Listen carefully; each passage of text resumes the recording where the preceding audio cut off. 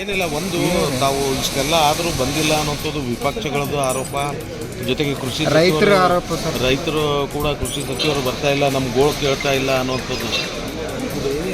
ವಿರೋಧ ಪಕ್ಷದವರು ಸರ್ಕಾರ ಮಲಗಿದೆ ಅಂತ ಹೇಳೋದಿಲ್ಲ, ನಿಜವಾದ ಮಲಗಿದವರು ವಿರೋಧ ಪಕ್ಷದವರು ಈಗ ಎದ್ದಿದ್ದಾರೆ. ನಾವು ಆಲೇ ಒಂದು ತಿಂಗಳಿಂದ ಈ ಪ್ರಕ್ರಿಯೆ ನಡೀತಾ ಇದೆ.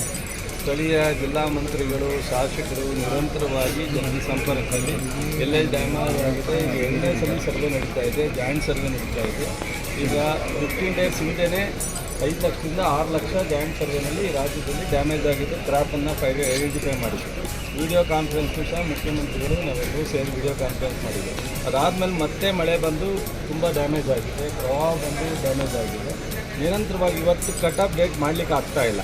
ಅದರಿಂದ ಇವತ್ತು ಅಂತಿಮವಾಗಿ ಮುಖ್ಯಮಂತ್ರಿಯವರು ಹೆಲಿಕಾಪ್ಟರ್ನ 3-4 ಜಿಲ್ಲೆ ವೈಮಾನಿಕ ಸಮೀಕ್ಷೆ ಮಾಡಿ ರಿವ್ಯೂ ಮಾಡಿ ಏನು ಪರಿಹಾರ, ಯಾವ ರೀತಿ, ಯಾವತ್ತು, ಯಾವ ಪೊಸಿಷನಲ್ಲಿದೆ, ಯಾವತ್ತಿಂದ ಕೊಡಬಹುದು ಎಲ್ಲವನ್ನೂ ಸಹ ಅಧಿಕಾರಿಗಳು ಎಲ್ಲ RDC ಇದ್ದಾರೆ, ರೆವಿನ್ಯೂ ಇಲಾಖೆ ಅಧಿಕಾರಿಗಳಿದ್ದಾರೆ, ಅಗ್ರಿಕಲ್ಚರ್ ಡಿಪಾರ್ಟ್ಮೆಂಟ್ನಲ್ಲಿದ್ದಾರೆ, ಎಲ್ಲರ ಸಮಕ್ಷಮ ಮತ್ತು ಶಾಸಕರು ಮತ್ತು ಮಂತ್ರಿಗಳಿರ್ತಾರೆ. ಅದನ್ನು ಮಾಡೋದು ಏನಾಗುತ್ತೆ, ವಿರೋಧ ಪಕ್ಷರು ಟೀಟರ್ ಮಾಡೋಕ್ಕೋಸ್ಕರ ಟೀಟರ್ ಮಾಡ್ತೀವಿ, ಮಾತಾಡೋಕ್ಕೋಸ್ಕರ ಮಾತಾಡ್ತೀವಿ ಅಂದರೆ ಏನೂ ಮಾಡೋಕ್ಕಾಗಲ್ಲ. ನಾವು ಜನರ ಪರ ಇದ್ದೀವಿ. ಹಿಂದೆ ಕಳೆದ ಬಾರಿ ಗುಲ್ಬರ್ಗಾದಲ್ಲಿ ಪ್ರಾಬ್ಲಮ್ ಆದಾಗ ಇತಿಹಾಸದಲ್ಲಿ 500 ಕೋಟಿ ಇದನ್ನು ಪರಿಹಾರ ಕೊಟ್ಟಿರ್ತಕ್ಕಂಥದ್ದು 650 ಕೋಟಿ. ಅದರಲ್ಲಿ 300 ಮೊದಲಾಗಿತ್ತು, ಮತ್ತೆ 300 ಮೊನ್ನೆ 200 ಆಯಿತು, 150 ಯೂಸ್ ಆಗಿದೆ, ಕೆಲವರಿಗೆ ಅಕೌಂಟ್ಗೆ ಹೋಗಿಲ್ಲ. ಇಷ್ಟು ಇತಿಹಾಸದಲ್ಲಿ ಕೊಟ್ಟಿರ್ತಕ್ಕಂಥದ್ದು. ಅಶೋಕ್ ಹತ್ರ, ವಿಜಯೇಂದ್ರ ಹತ್ರ ಪಾಠ ಕಲಿತು ರೈತರ ಬಗ್ಗೆ ನಾವು ಕಾಳಜಿ ವಹಿಸುವಂಥ ಅವಶ್ಯಕತೆ ಇದೆ. ಅವ್ರ ಬಗ್ಗೆ ಬಿಜೆಪಿಯವರು ಟೀಕೆ ಮಾಡ್ತಾನೆ ಇರ್ತಾರೆ. ಇದು ಫಸ್ಟ್ ಟೈಮ್ ನಮಗೆ ಇಲ್ಲಿ ಬಂದು ಮಾತಾಡ್ತಾರೆ. ಫಸ್ಟ್ ಟೈಮ್ ನೀವು ನಮ್ದಾಗ ತೊಗರಿ ಇಡೀ ದೇಶದವರೆಲ್ಲ ದಾಲ್ ಉಣ್ತಾರೆ, ನಮ್ಮ ದಾಲ್ ಮೀನುಗಳು ಮುಂಚೆ ಸಾಯ್ತಾಕಿರ್ತಾವೆ. ಪ್ರಕೃತಿ ನಮ್ಮ ಕೈಲಿಲ್ಲ, ನಿಮ್ಮ ಕೈಲೂ ಇಲ್ಲ. ಆದರೆ ನಷ್ಟ ಆದವ್ರ ಪರವಾಗಿ ನಾವು ನಿಲ್ತೀವಿ ಸರ್ಕಾರ. ಅಲ್ಲ, ಒಂದು ಸರಿ ಅಟ್ಲೀಸ್ಟ್ ನೀವು ಸಮೀಕ್ಷೆ ಆಗಿದಾಗವರೆಗೂ ಇವ್ರಿಗೆ ಏನೋ ಒಂದು ಪರಿಹಾರ, ಅದನ್ನೇ ಮಧ್ಯಾಹ್ನ ಮೀಟಿಂಗ್ ಆದಮೇಲೆ ತೀರ್ಮಾನವನ್ನು ತಗೊಂಡು ಮುಖ್ಯಮಂತ್ರಿಯವರೇ ಪ್ರೆಸ್ ಮೀಟ್ ಮಾಡೋದ್ರಿಂದ ಈಗ ನಾನು ಈಗ ಈ ಕ್ಷಣದಲ್ಲಿ ಮಾತನಾಡ್ತಕ್ಕಂಥ ಸೂಕ್ತ ಇಲ್ಲ. ಒಟ್ಟು ಇಡೀ ಸರ್ಕಾರವೇ ಇಲ್ಲಿದೆ ಅನ್ಕೋಬೋದು. ಮುಖ್ಯಮಂತ್ರಿ ಇದ್ದ ಮೇಲೆ ಇಡೀ ಸರ್ಕಾರವೇ ಇಲ್ಲಿದೆ ಅಂತ. ಅಲ್ಲ, ಇವತ್ತೇನೋ ಗುಡ್ ನ್ಯೂಸ್ ಕೊಡ್ತೀರಿ ಸರ್? ಕ್ರಾಪ್ ಇನ್ಶೂರೆನ್ಸ್ ಅವರಿಗೆಲ್ಲ ಪರಿಹಾರ ಖುಷಿದೆ. ಆದ್ರೆ ಇದುವರೆಗೂ ಬೆಳೆ ಹಾನಿಗೆ ಸರ್ಕಾರದಿಂದ ಏನು ಪರಿಹಾರ ಬರ್ತಿತ್ತು, ನೀವು ಸರ್ಕಾರ ಬಂದ್ಮೇಲೆ ಕೂಡ ಸಂಪ್ರದಾಯನ ಬಂದ್ ಮಾಡಿಬಿಟ್ಟಿದೆ. ಆಲ್ರೆಡಿ NDRFನಲ್ಲಿ SDRFನಲ್ಲಿ ಪರಿಹಾರ ಕೊಡಲಿಕ್ಕೆ ಏನು ತಯಾರಿತ್ತು, ಅದು ಮತ್ತೆ ಎಕ್ಸ್ಟೆಂಡ್ ಆಗಿದ್ದರಿಂದ ಪ್ರಭಾವ ಒಂದು ವಾರ ಲೇಟ್ ಆಗಿದೆ. ಇವತ್ತು ತೀರ್ಮಾನ ಪರಿಹಾರ ಕೊಡಬೇಕನ್ನೋ ಬೇಡಿಕೆ ಕೊಡಲಿಲ್ಲ, ಈ ಇನ್ನೇ ಇಲ್ಲೇ ಇರೋದು ಅಲ್ಲ ಸರ್, ಇವತ್ತು ಸರ್ಕಾರದಿಂದ ಈ ಭಾಗದ ರೈತರಿಗೆ ಒಂದು ಗುಡ್ ನ್ಯೂಸ್ ಸಿಗುತ್ತಾ ಅಂತ. ವಿಮೆ ಇರೋರಿಗೆ ಪರಿಹಾರ ಸಿಕ್ಕಿದೆ, ವಿಮೆ ಇಲ್ಲದೇ ಇರೋರಿಗೆ ಇವತ್ತು ನಾವು ಏನೇನು ಪೊಸಿಷನ್ ಇದೆ ಮೀಟಿಂಗ್ ಮಾಡಿ.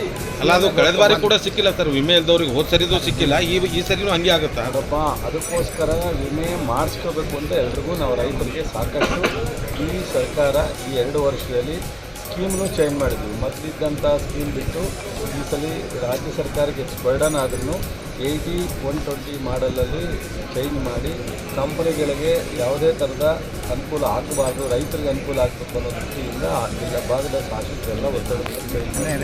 ಸೊ ಆಯಿತು, ಬೆಳೆ ವಿಮೆ ಇಲ್ಲ.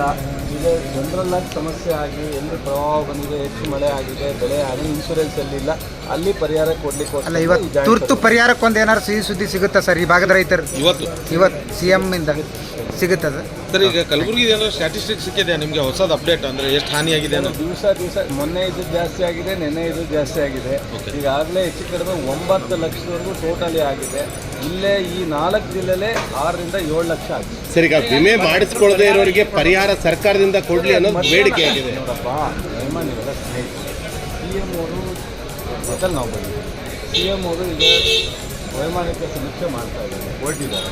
ಬಂದು 1 ಗಂಟೆ ಮೀಟಿಂಗ್ ಮಾಡಿ ಹೇಳೋಣಾಗ ನಾನು ಈಗ ಹೇಳೋದು ಎಷ್ಟು ಚೆನ್ನಾಗಿರುತ್ತೆ. ಸಚಿವರಾಗಿ ಮಾಹಿತಿ ಕೊಡಲಿಕ್ಕೆ ಕೃಷಿ ಸಚಿವರು ತೀರ್ಮಾನನ ಹಣಕಾಸಿನ ಸಚಿವರೇ CM ಅವರೇ ತಗೋತಾರೆ. ಖಂಡಿತ ಹೇಳಿದ್ವಿ, ಖಂಡಿತ ಅದು ಮಾತನಾಡೋದು. NDRF ಜಾಸ್ತಿ ಮಾಡ್ತಕ್ಕಂಥದ್ದು ಕೇಂದ್ರ ಸರ್ಕಾರ. ಆದರೂ ಮುಖ್ಯಮಂತ್ರಿಯವರು ನಾವು ರೈತರ ಪರ ಇರ್ತೀವಿ, ರೈತರಿಗೆ ತೊಂದರೆ ಆಗದೆ ನೋಡ್ಕೊತೀವಿ.